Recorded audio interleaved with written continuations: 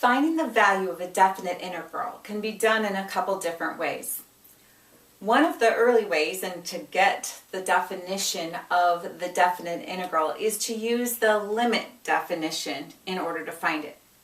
And that's the focus of this video. If you've already learned about the Fundamental Theorem of Calculus and you want more practice of finding the definite integral using the Fundamental Theorem, that would be in a later video, and I'll link that to the description in this one.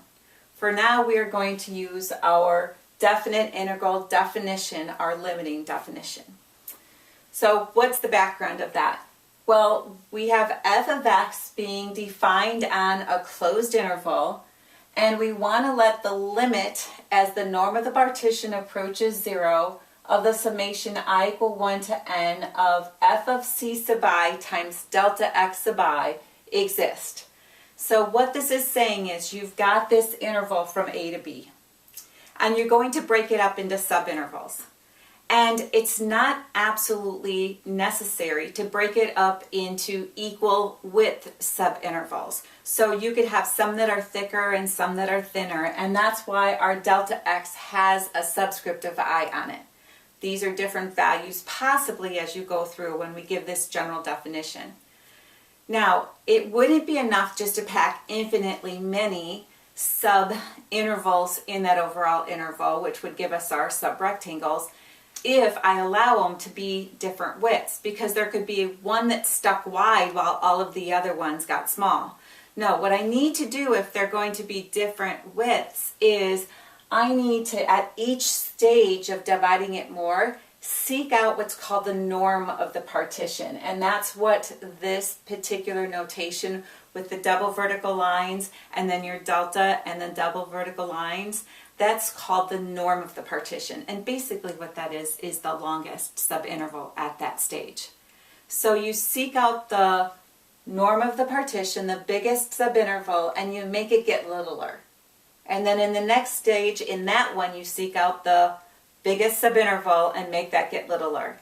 And if you continue to do that, then you will have it where not only do you get infinitely many subintervals in there, they actually are all continually getting smaller as you go, and you get that limiting process.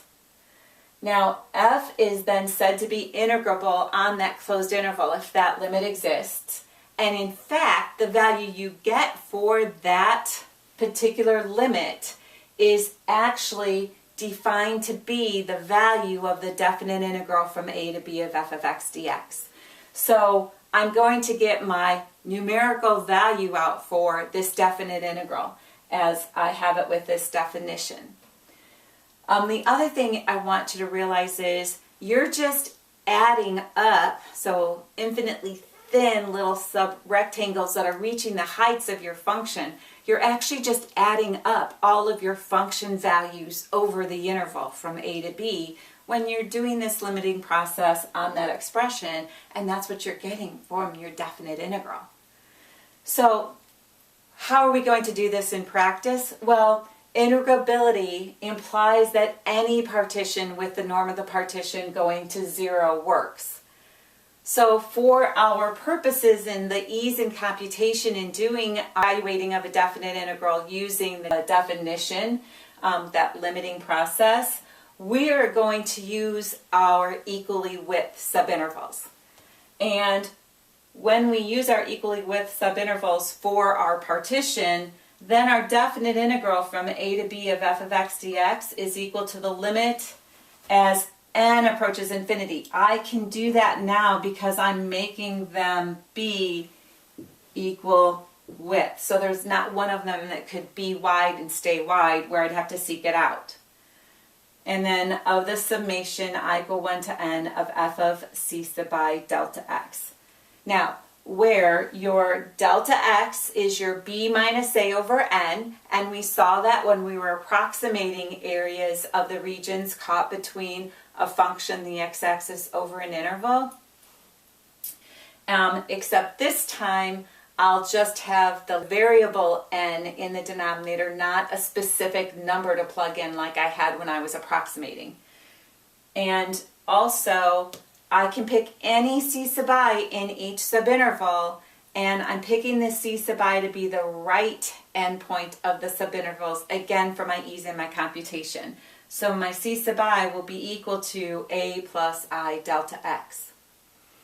Now this definite integral adds up the function values. So if you have an interval, a closed interval, where the function is above the x-axis for part of it and goes below the x-axis for part of it, then you're going to have some y values that are added in there that are positive, added to some y values that are negative, and so you get that total sum of your function values that sometimes might be a positive answer, sometimes might be a negative answer. It depends on how much of the curve is above and below. And if there's exactly the same amount of added up function values above the x-axis as below the x-axis, you'd get a definite integral value of 0. The only time that your definite integral value exactly matches up with the area caught between the function and the x-axis over a closed interval is if your function is above the x-axis or maybe touching the x-axis over the interval, if your function is non-negative. So I have to really pay attention. Are they asking me for just the definite integral answer, in which case I go ahead and do my process on it? Or are they asking me to find the area of the regions caught between the curve and the x-axis over an interval, in which case I have to be very careful about making sure I compensate for when the function might go below the x-axis over the interval. So that's kind of a little bit jumping ahead. I just wanted to kind of plant that thought so that you realize there's a little bit of a separation in the thought process you need for those two types of questions. For us in this video, we're just looking for the definite integral. So let's get started on an example. Okay, let's look at this example. Here I want to find the definite integral from -2 to 4 of x squared dx. And I'm doing this in terms of the definite integral definition, or if it says use the limiting process to find the definite integral, this is the process you would use. Now, let's look at the pieces of this. My definite integral, I have my lower limit of integration is at the bottom on the integral symbol. So my a is -2, and my upper limit of integration is at the top of the integral. So my b is 4. My function f of x is my integrand, x squared, and then my dx. So when I look at setting up this limit notation, particularly for this question, a is equal to -2, b is equal to 4. So my delta x is going to be 4 minus -2 over n, which is 6 over n. Also, my c sub I is a plus I delta x. A is -2. So I have -2 plus I times, and my delta x is 6 over n. So times 6 over n.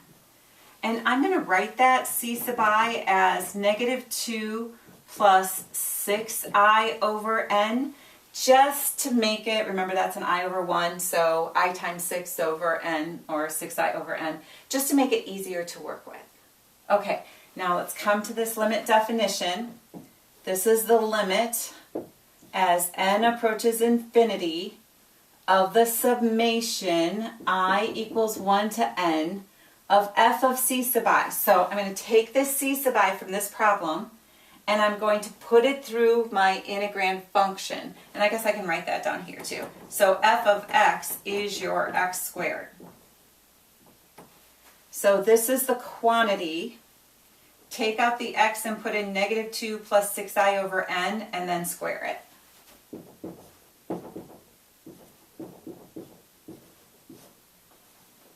So that's your f of c sub I, and then times delta x, and delta x is 6 over n.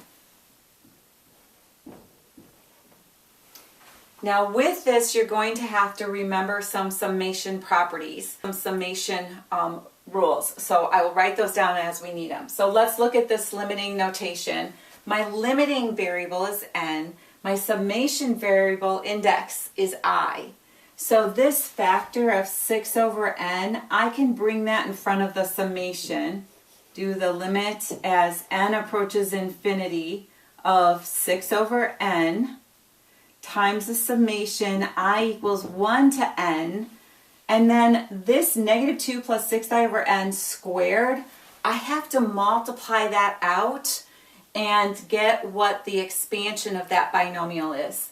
So remember, it's negative 2 plus 6i over n times negative 2 plus 6i over n. So that would be 4. And then negative 2 times 6i over n is a negative 12i over n. And then another negative 12i over n is a negative 24i over n. And then 6i over n times 6i over n is a plus 36i squared over n squared. Okay, so you just put this binomial times itself, and if you still do the acronym of FOIL, you want to FOIL it. If you put it in a box and multiply in the squares and get it together, but you want to multiply that binomial out. Now, properties of summations. I can take summations term by term. So this is the limit as n approaches infinity of 6 over n times my summation I equals 1 to n of 4 minus my summation I equals 1 to n of 24i over n, and then plus my summation I equals 1 to n of 36i squared over n squared. Now also within each of the individual summations, remember your index of summation is I.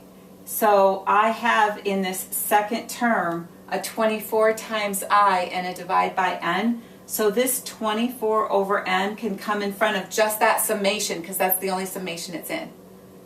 And then this 36 over n squared can come in front of that summation.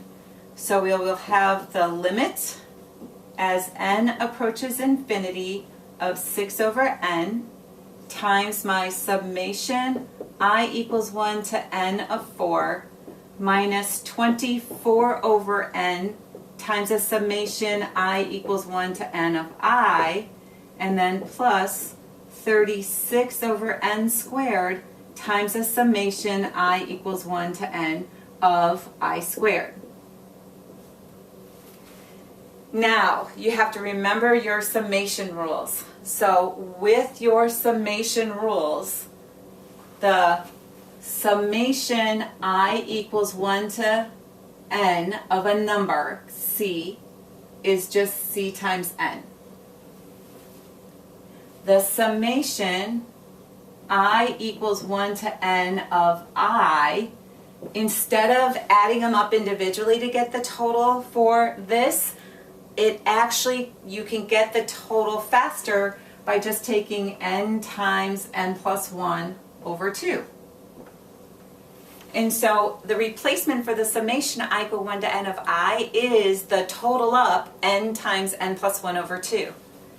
And then my summation I equals 1 to n of I squared is n times n plus 1 times 2n plus 1 all over 6. And that's the highest power I need for this problem because that's the highest power I have on the I here. If you have a summation that has an I cubed in it, you can just Google the summations. There's summations up to many higher powers on it. So this idea is what we're going to replace where we have our summations in this expression. So it's the limit as n approaches infinity of 6 over n times, well, the summation from I equal 1 to n of 4, 4 is a number, so it's just 4 times n. And that is the total, so I don't write the summation anymore. Then minus 24 over n times the summation I equal 1 to n of I. The total is n times n plus 1 over 2.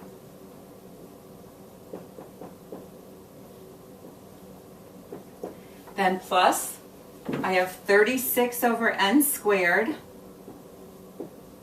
The summation I equal 1 to n of I squared, that's n times n plus 1 times 2n plus 1 all over 6.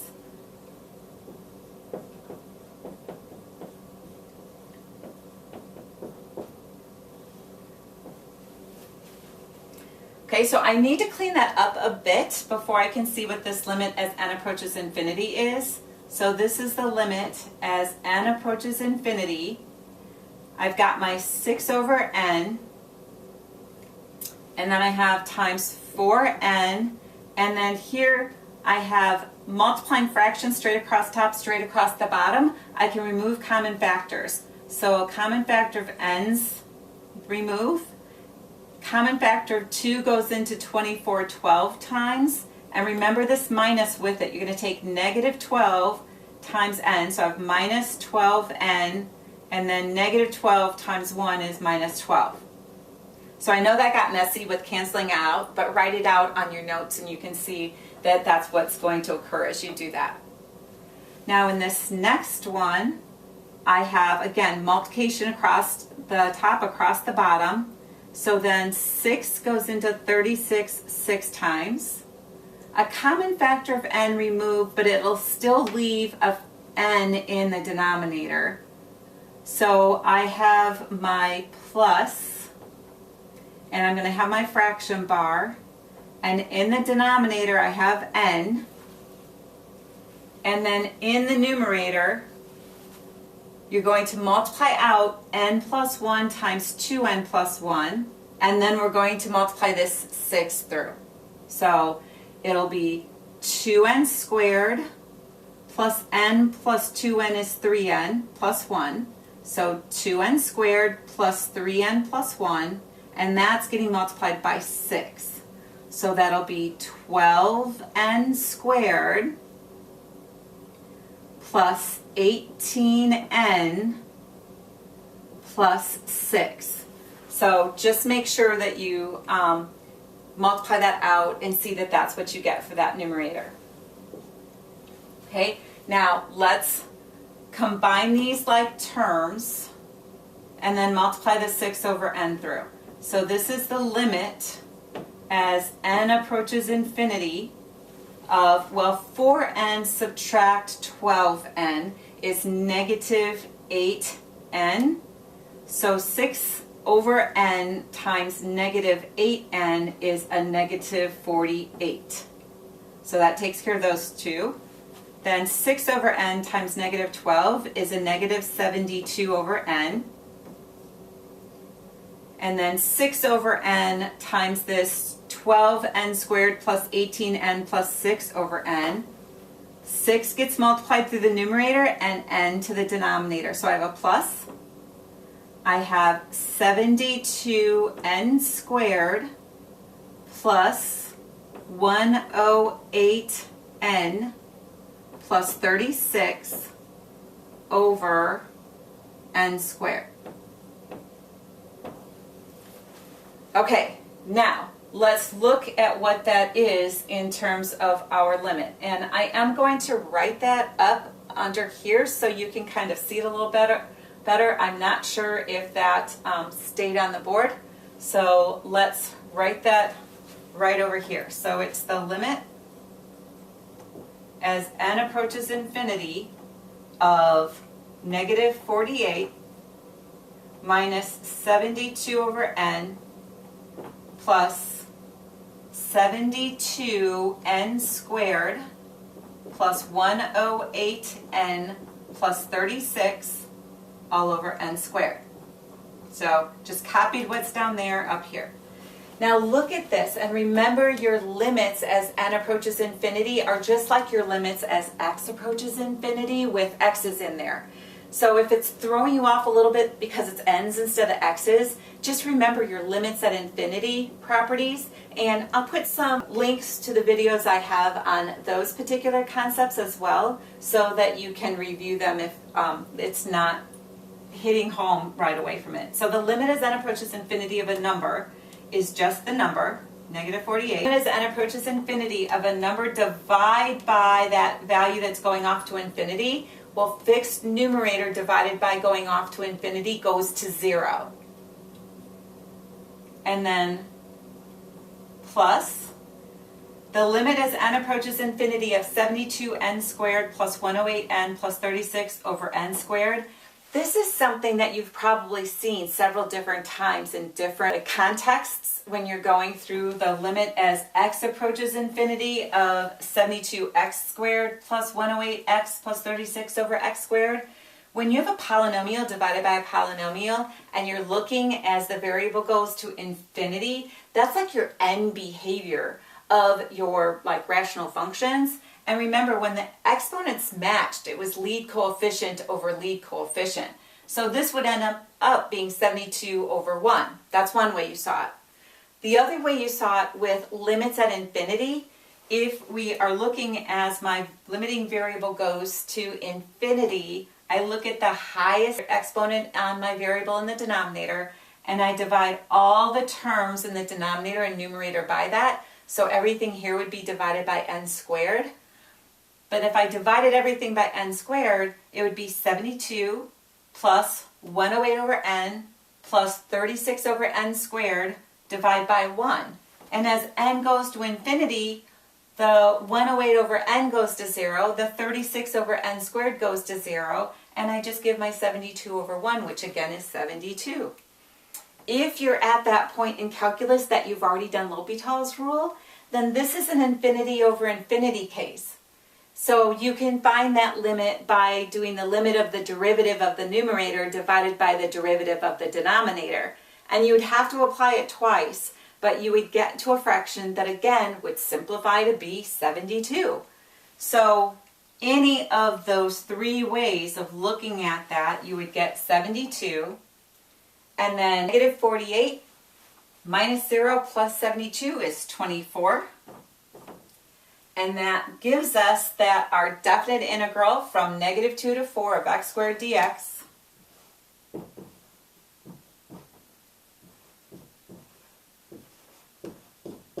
is equal to 24.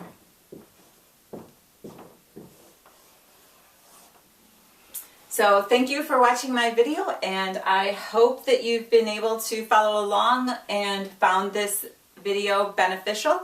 Again, if there's any of the supporting work that you need a little bit of brush up on, I'll put the videos that I've created for those topics also linked in the description of this one, so that you can take a moment and watch that part. I've even got another one where it just does this limiting process for you to give you a little bit more strength in what's happening at each of the stages here.